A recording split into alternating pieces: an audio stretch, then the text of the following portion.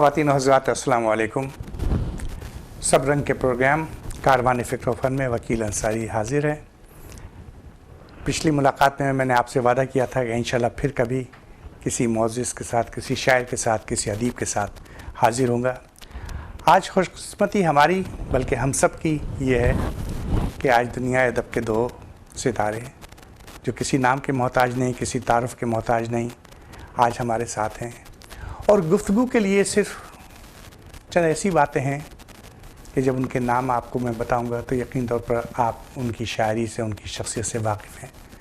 आज गुफ्तगू का रुख भी तकरीबन इसी जानिब होगा, कुछ ऐसी बातें जो शायद पहले नहीं हुई हों या कुछ वही बातें जो दूसरे अंदाज में कही जाएं। तो दोस्तों, जैसे मैंने कहा, मेरी खुशकिस्मती, आप सबकी खुशकिस्मती, आज हमारे साथ हैं अमजद इस्लाम अमजद और अनवर मसूद साहब। और ये दो हज़रात बहरहाल 25 साल से इनसे एक मोहब्बत है, आना जाना है और अमेरिका के लिए ये और ख़ास तौर पे बाहर के ममालिक में जो पाकिस्तानी या उर्दू बोलने वाला कोई नई बात नहीं है। तो अनवर भाई और अमजद, आप लोगों को खुश आमदेद इस स्टूडियो में। 25 साल मोहब्बत का बहुत बहुत शुक्रिया।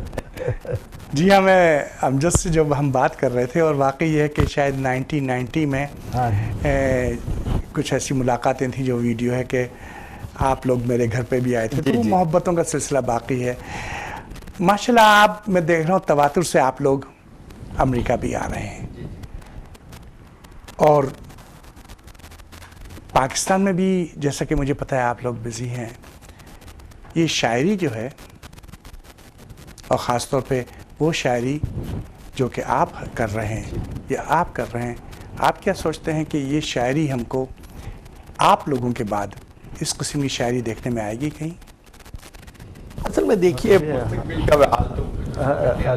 जानता है, लेकिन ये तय है कि वक्त के साथ साथ चीज़ें बदलती रहती हैं, चेहरे भी बदलते हैं, ख्यालात भी बदलते हैं और अब तो टेक्नोलॉजी ने आकर बहुत सी चीज़ों की है वैसे भी बहुत बदल दी है।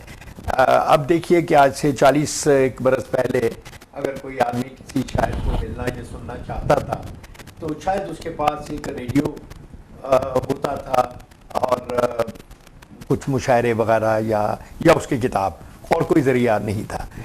अब हम देखते हैं कि टेक्नोलॉजी के फ़रोग के साथ सोशल मीडिया ने रास्ते निकल आए हैं कि अब उस तरह की तड़प कह लीजिए वो नहीं रही, क्योंकि इतनी ज़्यादा मौके मिल गए हैं आज की नस्ल को अपने पसंदीदा अदीब या शायर को मिलने, देखने, उसको सुनने के, तो उसकी वजह से कुछ तब्दीली हो रही है।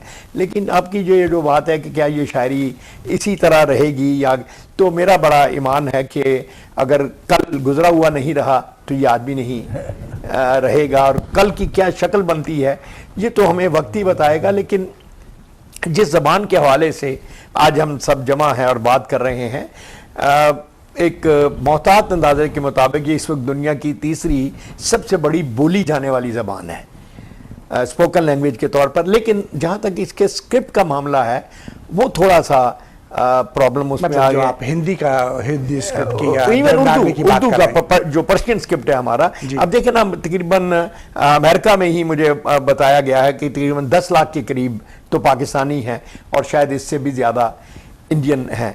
यहाँ जो अब बच्चे पैदा हो रहे हैं उनको ना हिंदी स्क्रिप्ट आता है ना उर्दू स्क्रिप्ट आता है, वो तो रोमन। अब बदकिस्मती से यही अमल इंडिया और पाकिस्तान के अंदर भी जारी हो गया है कि वहाँ भी अब इंग्लिश मीडियम की एक ऐसी क्लास बनती जा रही है कि जिसके बच्चे जो हैं वो अपनी ज़बान के रस्मुल ख़त से आशना नहीं है। तो मुझे ये तो लगता है कि हमारे बाद आने वाले जो शायर हैं, ये नस्ल, उनकी जो क्लाइंटेज कह लीजिए या उनके जो पढ़ने वाले हैं वो निस्बतन शायद कम हो जाएंगे स्क्रिप्ट की वजह से। लेकिन जहाँ तक कानों का ताल्लुक है, यानी स्पोकन वर्ड का, वो मुझे लगता है कि और ज़्यादा फैलेगा। तो इसको आप यूँ कह सकते हैं कि आज की नस्ल जो है वो शायद उर्दू ज़बान को आँखों और कानों दोनों तरीक़ा से देखती है। आइंदा आने वाला ज़माना है उसमें जो कान जो है वो आँख की जगह बोलने वाली।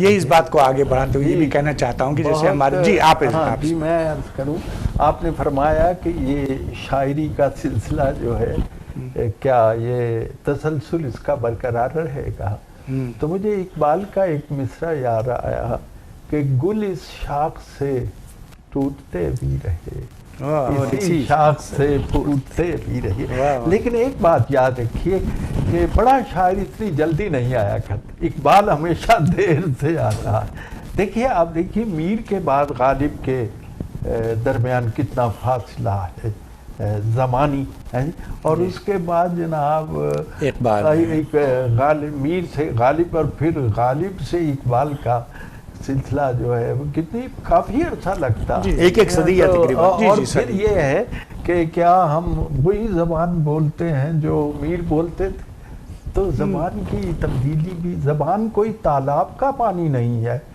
ज़बान तो यूँ समझे कि पहाड़ी नदी है और उसमें तब्दीलियाँ आती रहती हैं और अपने साथ इलाकों के भी पानी को बहा के ले जाता है।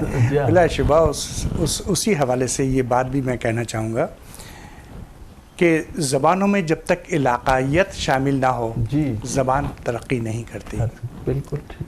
आपके हवाले से मैं ये बात कहूँगा कि आप पंजाबी की बात कर, पंजाबी शायरी तो माशाल्लाह आपका है, जो मिज़ाह की शायरी, जबकि आप एक फ़ारसी दाँ हैं और ये दुनिया जाने, लेकिन आपने जो पंजाबी शायरी की और ख़ास तौर पे नौजवान नस्ल जो आपकी शायरी को पसंद करती है, तो उस हवाले से कहा जाता है कि पंजाबी शायरी को आपने वो मुकाम दे दिया कि आज पंजाबी शायरी भी की जा रही है और काफ़ी यंग हमारे चाहे आप देखें, तो उसके बारे में आप क्या कहेंगे कि मिज़ाह और पंजाबी शायरी दोनों आपके हवाले से? असल में बात यह है, मुझे एक वाक़या याद आया कि ज़मीर जाफ़री साहब बिलाशुबा जी हाँ, जी हाँ। होंगे, वो संजीदा भी बहुत अच्छा कहते थे, बहुत उम्दा शायर थे और मिज़ाहिया जी। और एक दफ़ा मैंने उनसे एक बात की, पूछा, उनसे हम सीखते थे।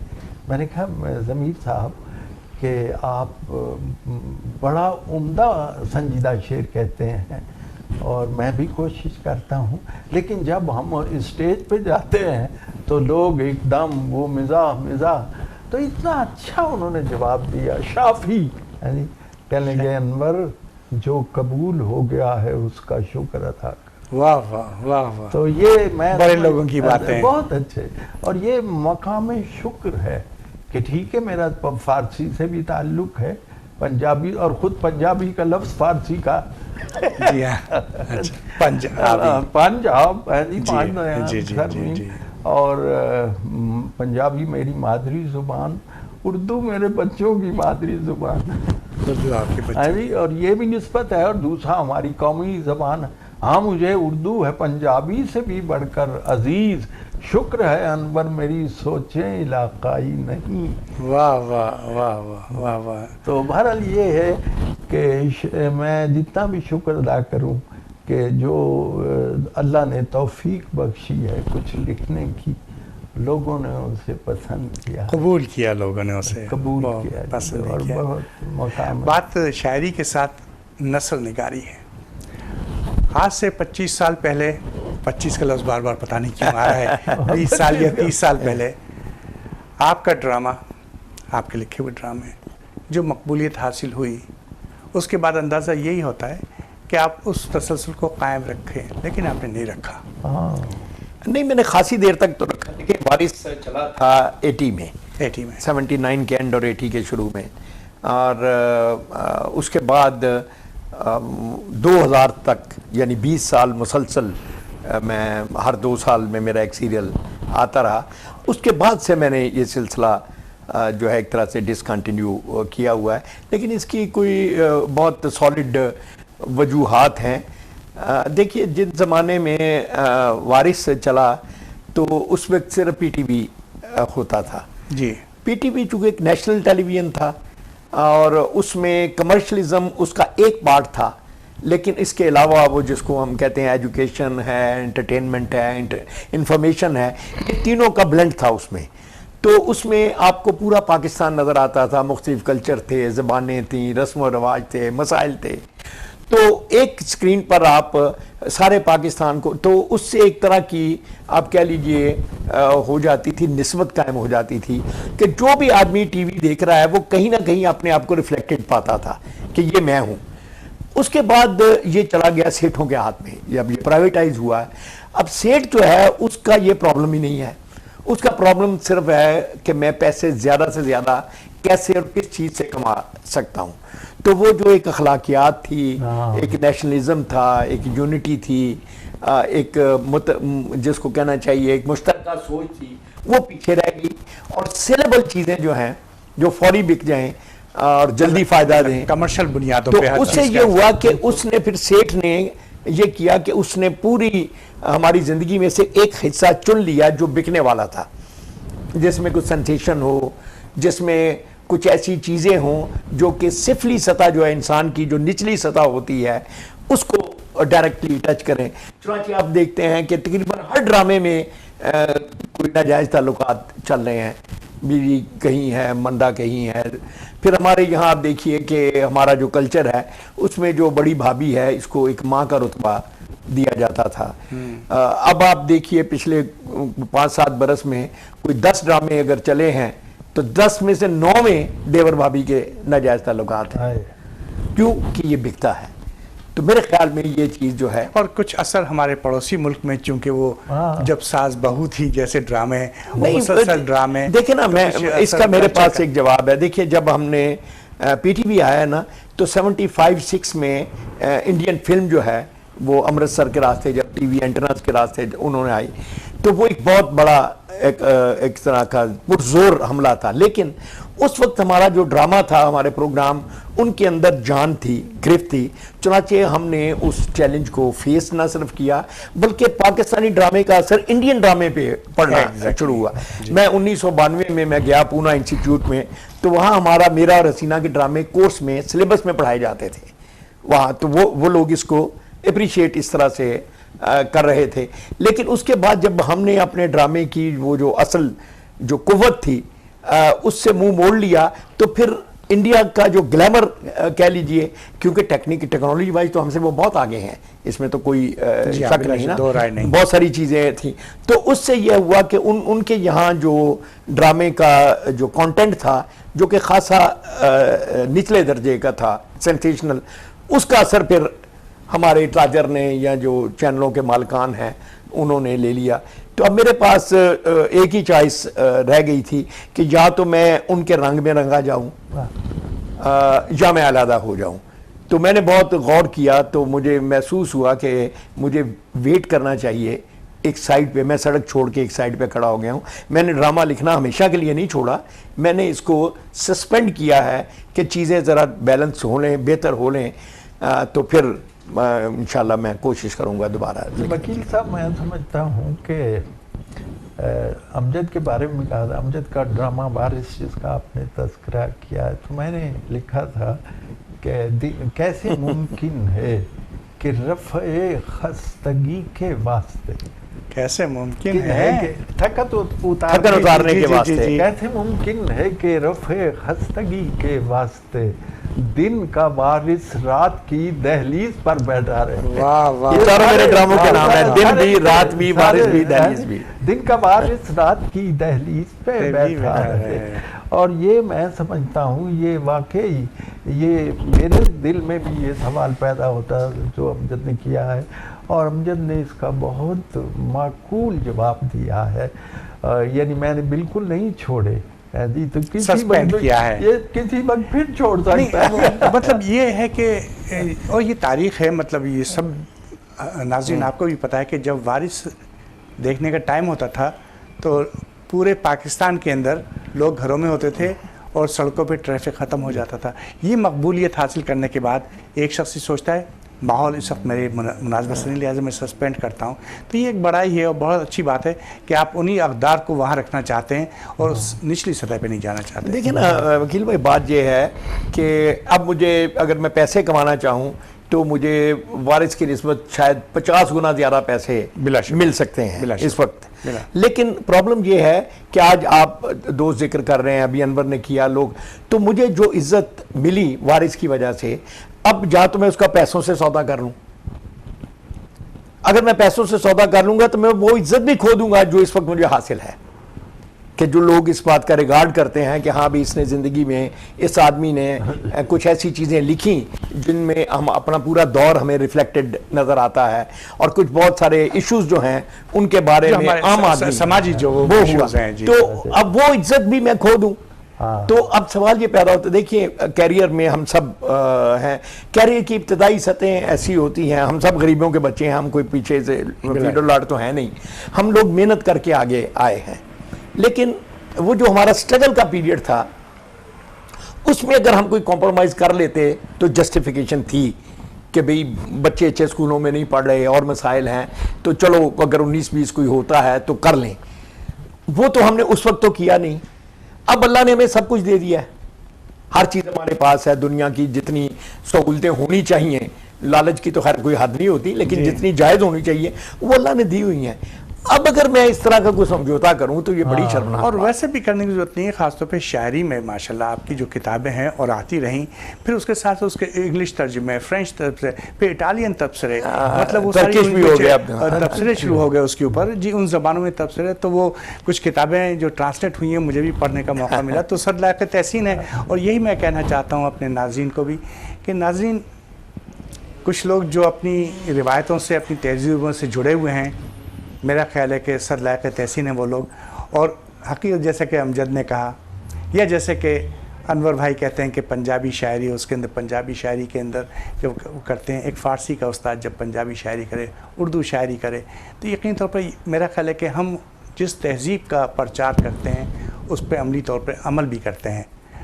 तो अनवर भाई आपने असल में अमजद ने जो बात की है ना, मैं उसका जी जी जी बिलाशुबा उसमें ये कहा है कि अखलाकियात से जो राब्ता ज़ईफ़ हो गया है ड्रामों का, अमजद उससे समझौता नहीं कर सकते, और ये बहुत एप्रिशिएबल बात है। अब ऐसी फिल्म भी शायद ही कोई हो कि जिसे इकट्ठे बैठ के अफराद घर के देख, ये है सारा अमजद का मतलब। नहीं, अब ये भी आपको एक मैं बड़ी दिलचस्प बात बताऊं। चंद साल पहले हमारे एक गवर्नर होते थे खालिद मकबूल, तो एक दिन उन बातों बातों में यही सवाल आपने किया, वो उन्होंने मुझसे किया, मैंने यही जवाब उनको दिया।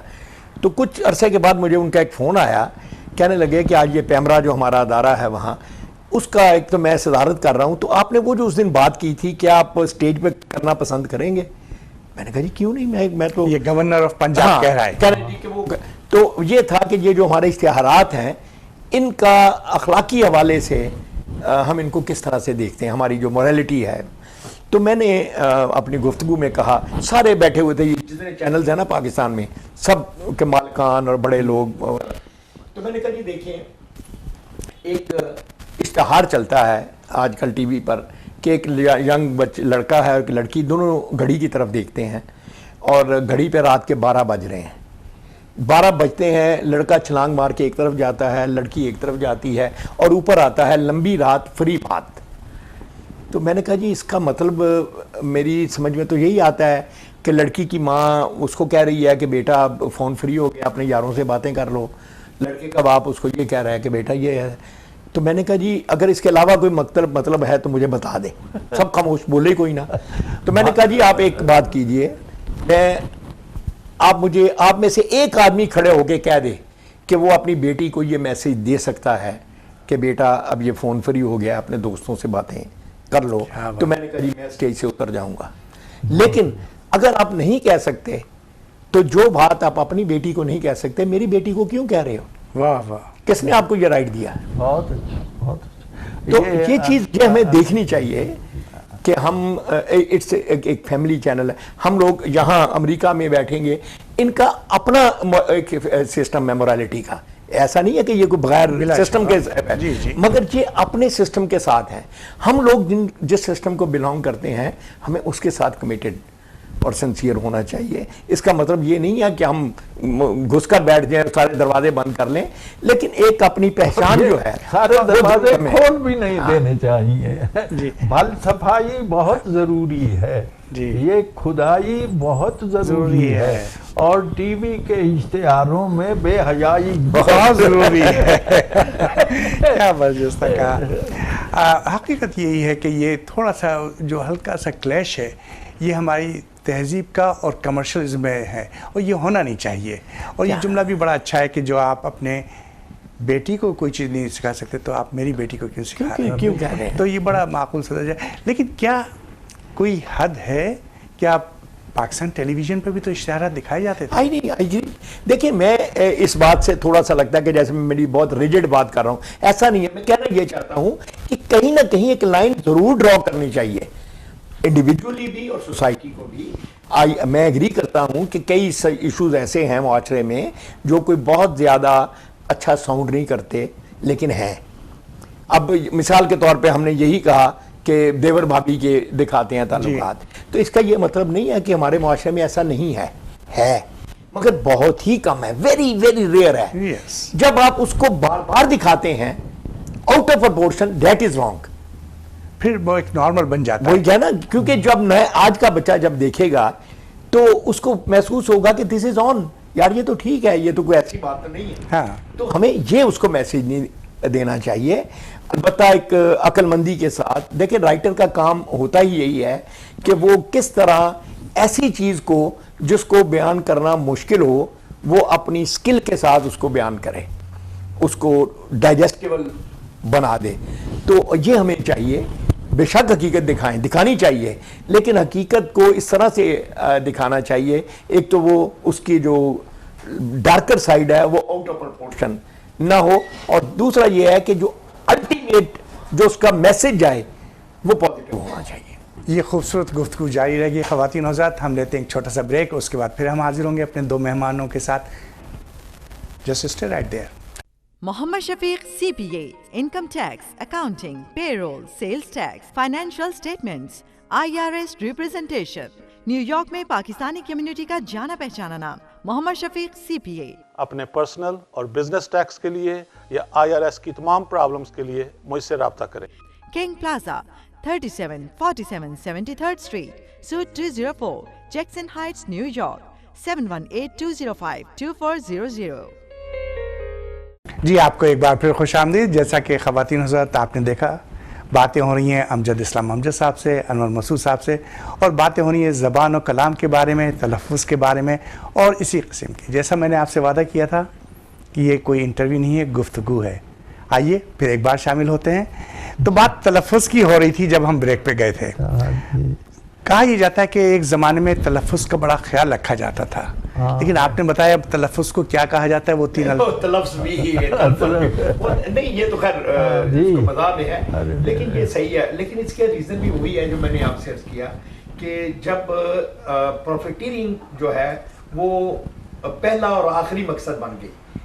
नफानदोज़ी कोई बुरी बात नहीं है, ज़ाहिर है जब बिजनेस करता है तो आदमी फ़ायदे के लिए करता है, लेकिन अगर उसमें फ़ायदा जो है वो एक इतना तरह का हो जाए, आप कह लीजिए एक बेरब्त किस्म का, कि उसमें बाकी इंसानी वैल्यूज़ ही ख़त्म हो जाएं, तो वहाँ प्रॉब्लम होता है।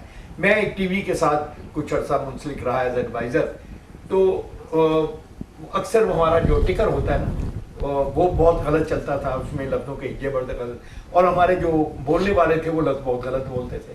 तो मैंने उनसे कहा कि भाई आप इसको देखिए, और ये टिकर जो है इसको तो कम से कम ठीक कर लिया करें। तो वो जो न्यूज़ का एडिटर था वो मेरे पास आया, कहने लगा देखिए सर बात ये है कि हमारे पास चंद सेकंड होते हैं बाकी चैनलों से कंपटीशन के, तो जो 5 सेकंड पहले खबर देता है वो ब्रेकिंग न्यूज़ बनती है वगैरह, इसलिए हमारे पास इतना वक्त नहीं होता कि हम टिकर को करेक्ट कर सकें। तो मैंने कहा चलिए मान लिया कितना वक्त होता है, कहते जी 2-3 मिनट हमें होते हैं सारे। मैंने कहा जी मैं आपको 10 मिनट देता हूँ, अब 10 मिनट तक गलत टिकर चलाएं, उसके बाद तो ठीक कर लो यार, और रात 12 बजे तक उसी तरह चलता रहता है।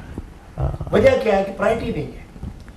तो मुझे याद है जब हमने रेडियो से शुरू किया तो सूफी तबस्सुम साहब की नौकरी रेडियो पर यही थी, वो खुद बल्कि मजाक किया करते थे कि मैं का के की ठीक करता हूँ।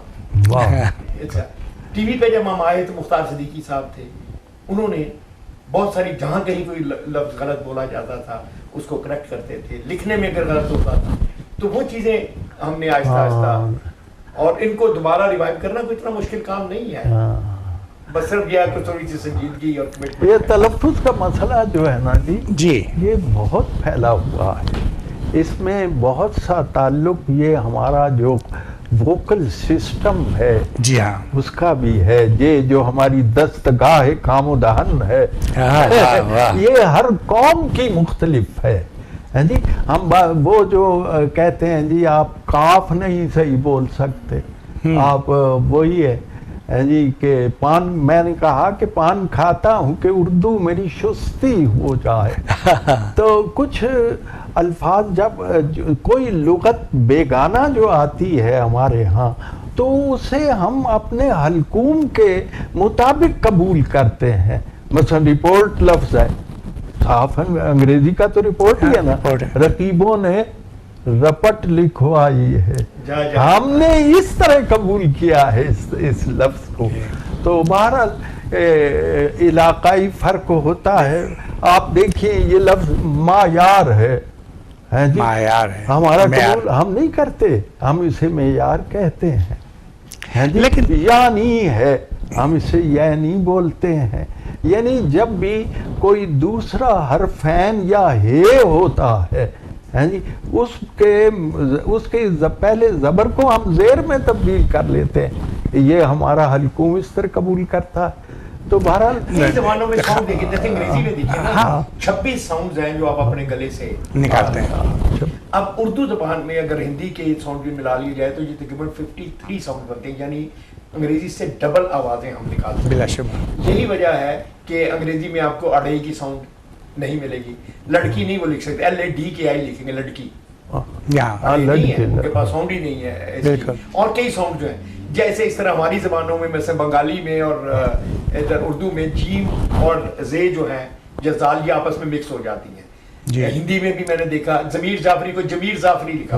जी हाँ। तो ये होता है कुछ साउंड जो है वो हम लोग जो मगरिब में जो रह रहे हैं तो मल्टी लैंग्वेज सोसाइटी में हम लोग रहते हैं और उस चीज़ का एहसास है, लेकिन हम लोग एक ज़बान ज़रूर राब्ते की होती है कि मुझे ये पता होता है कि अगर कोई मुझे, जैसे आपने जमील को ज़मीर को जमीर कहा, जमीर जी, ये लफ्ज़ है, हर्फ है काफ की साउंड, काफ है मनकूत जिस पे नुक्ते होते हैं।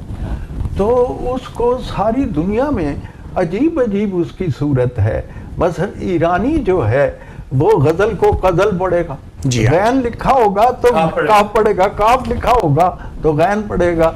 किसी ईरानी से किसी ने कहा कि आप ये क्या करते हैं, आगाशुमा काफरा गैन बगैन रा काफ तलफ़ुज़ मी खुनीद इनसे बोला जब ही, उसने कहा हम ऐसा तो नहीं करते, किसी ने गलत कहा है, किसी ने गलत कहा है जी। तो इस तरह वो लेकिन काफ खै बन जाता है और बाद दफा तकरीब भी कह सकते हैं। कल मेरे बेटे की तकरीब है, तशरीफ लाइए, उसका मैं तो नहीं देख सकूंगा। अब वो तकरीब को तकरीब कह रहा है। जी। लेकिन एक नुक्ता यहाँ पे ये भी है, बड़ी अच्छी बात कही कि अगर बांग्लादेशी बंगाल का आदमी है तो वो ज़मीर को जमीर कहेगा, लेकिन जब वो आ जाता है इस सोसाइटी में इंग्लिश तो वो ज़मीर कहता है। नहीं देखिए मैं आपको बताऊं, एक होती है स्टैंडर्ड लैंग्वेज, राइट, एक होती है स्पोकन लैंग्वेज।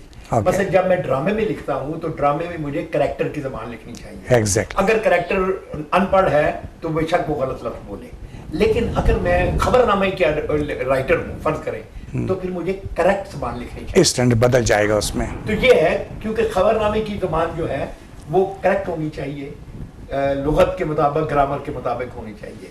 ड्रामे की ज़बान में आप लिबर्टी जो है वो अच्छा 2000 में मीडिया जो है ख़ासतौर पे इलेक्ट्रॉनिक मीडिया उसको आज़ादी मिली और अब माशाल्लाह हमारे वहाँ तकरीबन 30-40 चैनल्स होंगे और ज़्यादा 90 से ऊपर है माशाल्लाह, सेंचुरी होने वाली है और बिलाशुबा उनका जो मोटर। लेकिन उसके बाद एक और चीज़ आई, उसको कहते हैं सोशल मीडिया। जी। सोशल मीडिया जब आया तो मेरा ख्याल ये है कि सोशल मीडिया है जो अब आपके हाथ में होता है, आपके घरों में होता है और आपको एक ऐसी जगह लेके जा रहा है जहां आप अपनी ज़ात में गुम हैं। सोशल मीडिया हमारे माशरे को कितना नुकसान पहुंचा रहा है, ये कितना फ़ायदा पहुंचा रहा है? मेरे ख्याल में दोनों चीज़ें हैं।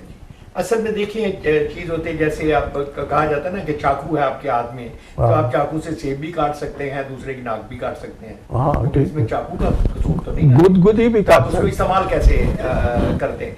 तो सोशल मीडिया का अगर पॉजिटिव इस्तेमाल और जिम्मेदारी के साथ, तो ये बहुत अच्छी चीज है, क्योंकि बेशुमार इंसानों के जो ख्यालात हैं चीजों के बारे में, उनसे आपकी एक वक्त में आगाही हो जाती है। लेकिन अगर वो चंद शौकीन लोगों के हाथ में पड़ जाए, शरारत पसंद लोगों के हाथ में पड़ जाए, तो फिर ये है कि एक तो वो मिस इन्फॉर्मेशन, और इन्फॉर्मेशन मिस इन्फॉर्मेशन में लाइन खींचनी मुश्किल हो जाती है, और फिर उसका निगेटिव इम्पैक्ट वो भी है। उस शख्स और पे भी बाकी होते हैं। चीजें इंटेंशनली गलत फैलाई जाती हैं, अब बाज जहालत की वजह से गलत फैलाई जाती हैं। तो ये इसमें अगर इसका एलिमेंट थोड़ा सा चेक कर लिया जाए, तो मैं समझता हूँ कि इसके फायदे बहुत ज्यादा। चलिए, फ़ायदे की बात हो रही है, तो जनाब आजकल जहां मैं देखता हूं सोशल मीडिया पे आप हजरात तो हैं, लेकिन आपको ख़ास तौर पे कोई ऐसा हफ्ता नहीं जाता, अशरा नहीं जाता कि आप कहीं पे अपना कलाम सुना रहे हैं, और ख़ास तौर पे नौजवानों में आप बड़े मकबूल हैं, और जो अल्लाह ने आपको नहीं, बुजुर्ग ख़वातीन में भी। अच्छा, चलिए, ख़वातीन होती हैं, बुजुर्ग तो आ जाती है वक्त के साथ साथ, लेकिन आप भी जवाब देंगे इसका। मेरी सलाहियत नहीं है कि मैं कहूँ। जुमला काटना नहीं। नहीं नहीं, आज काटा तो कुछ भी नहीं जा रहा ये, लेकिन ये है कि चलिए उन बुजुर्ग ख़वातीन जो बुजुर्ग अब हो गई हैं आपकी जगह, तो कुछ थोड़ा सा अपना कलाम सुनाइए। सबसे पहले तो मुझे एक कथा याद आ रहा है, अजीब इत्तेफाक है कि वो उसमें आपका नाम है। मेरा नाम है? वाह सब फबिया, क्या अच्छी बात है साहब। देखो कई लोगों के यहाँ कब्जा दिला दिया, हाँ, मुझे मेरे मकान का कब्जा दिला दिया मुझे मेरे मकान का। मेरे जो थे वकील अदीम उन नजीर हैं, फीस उनकी पूछते हो तो अब उस मकान में खुद हजरत वकील रिहाइश पजीर है।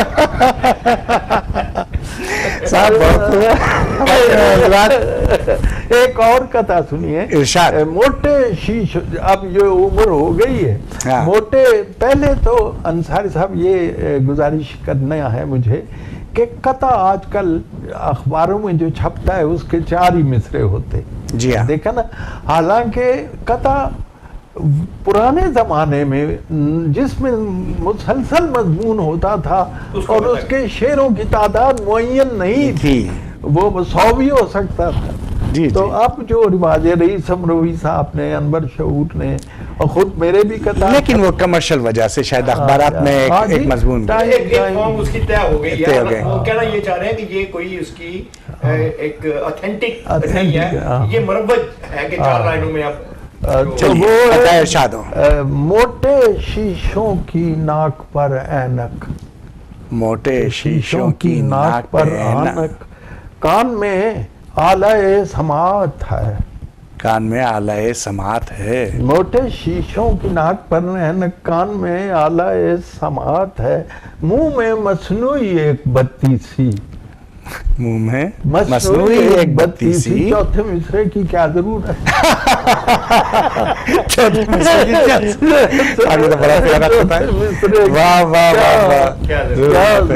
लेकिन कितनी अच्छी मंजर निगारी भी है कि जब आला समाद भी है और बत्तीसी भी है, वाकई फिर उसके बाद इसके बाद क्या जरूरत है चौथे असल में मिजाह में बुनियादी बात ये, मिजाह कोई आसान काम नहीं है। नहीं, बिला शुक्र। मिजाह या शायरी, उसमें आदमी की 2 जिम्मेदारियां हैं। पहले तो जनाब वो, क्योंकि शेर में बना रहा है, मिजाह पेश कर रहा है, तो उससे पहले तो शेर होना चाहिए। बिलाशुबा। अगर वो शेर नहीं तो वो दूसरी मंजिल तो बात की है, और फिर उसमें मिजाह लाना। आजकल मैं समझता हूँ यही जो नए लिखने वाले हैं उनके यहाँ मुझे यही बात नज़र आई है कि अल्फाज पर उनकी गिरफ्त बड़ी ढीली हो गई। मिजाह में अगर इबलाग ना हो, हाँ, इब्तिजाल भी ना हो, इब्तिजाल भी ना हो। हाँ, वाह वाह। मैं समझता हूँ अंसारी साहब, शगुफ्तगी वो है जिसमें शाइस्तगी पाई जाए। वाह वाह वाह। उसके बगैर नहीं है। और उसमें ये है कि मैं बाज़ जगह, बाज़ मुल्कों में जाता हूँ, ऐसे ऐसे मौज़ूआत हैं जो इंसानी एहतराम की नफ़ी करते हैं। क्या खूबसूरत बात। नाजरीन, मुझे पता है खूबसूरत बातें हो रही हैं, बातें मज़ीद होंगी। हम यहाँ एक छोटा सा ब्रेक लेंगे और फ़ौरन आपकी खिदमत में हाजिर होते हैं। तो just stay right there. Mohammad Shafiq CPA, Income Tax, Accounting, Payroll, Sales Tax, Financial Statements, IRS Representation, New York में पाकिस्तानी कम्युनिटी का जाना पहचाना नाम मोहम्मद शफीक CPA। अपने पर्सनल और बिजनेस टैक्स के लिए या IRS की तमाम प्रॉब्लम्स के लिए मुझसे रब्ता करें।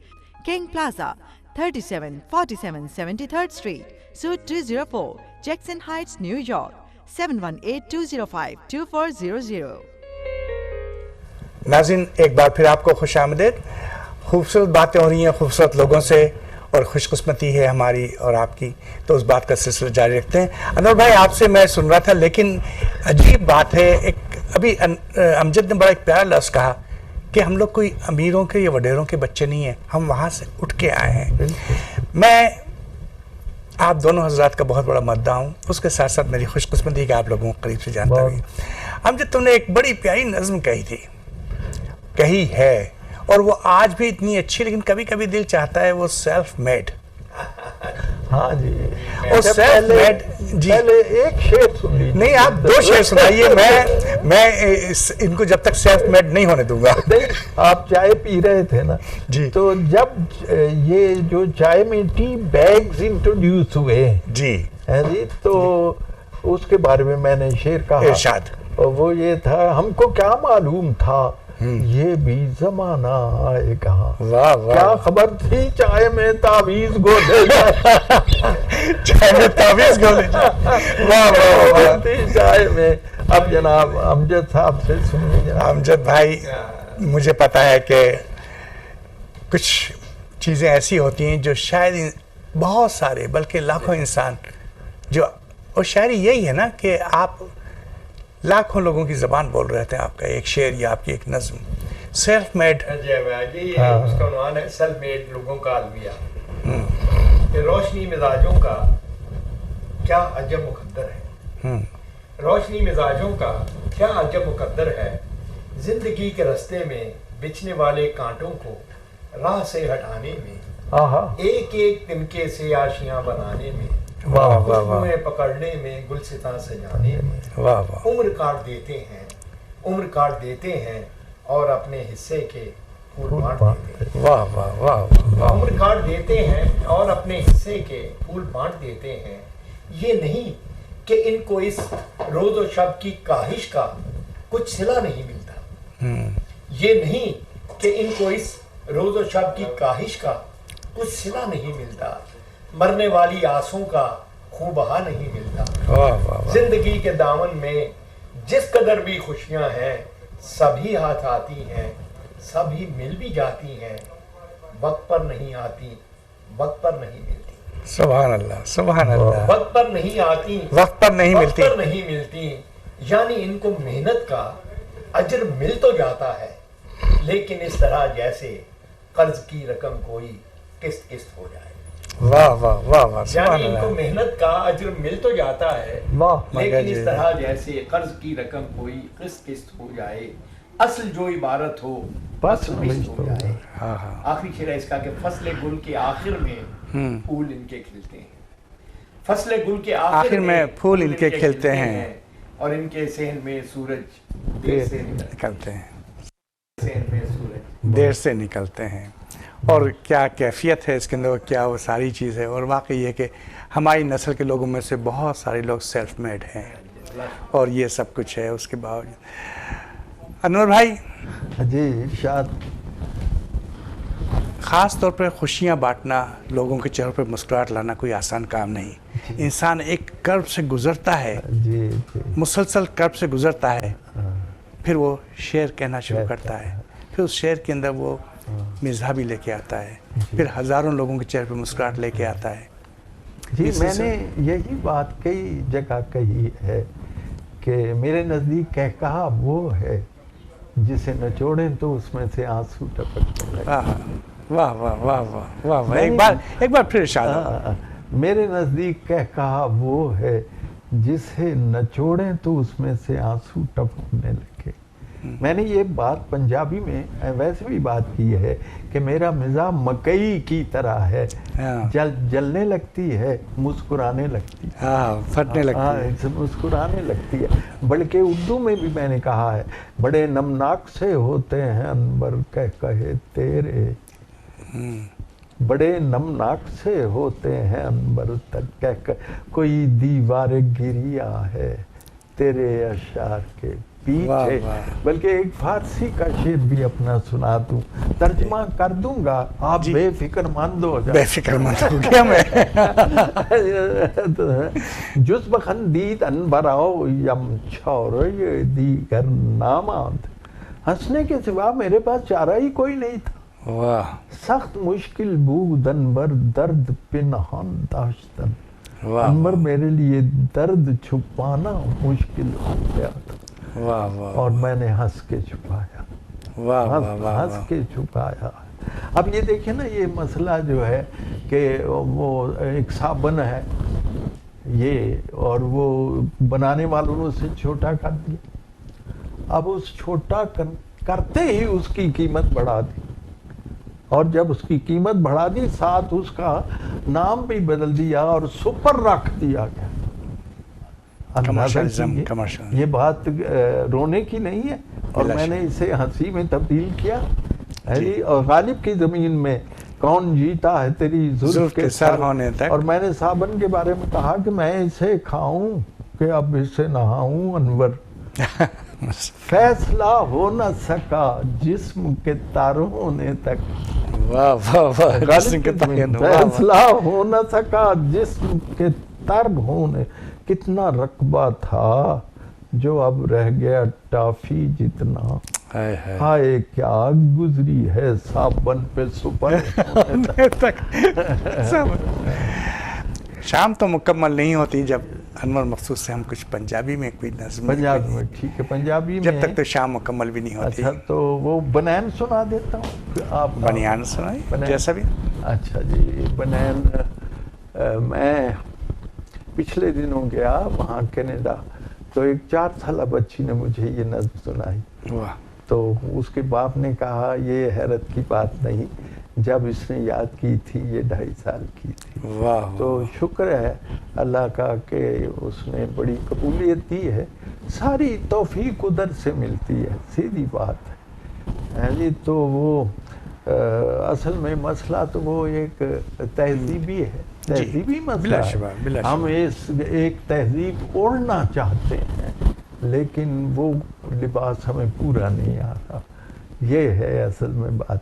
बनैन लैंड जानते हो, बनैन लैके आउंदे हो, बनैन लैंड जानते हो, बनैन लैके आंदे हो, पांदे हो तो पैंदी नहीं, पै जाए तो लैंदी नहीं, लै जाए तो दूजी बारी पान जोगी लैंदी नहीं।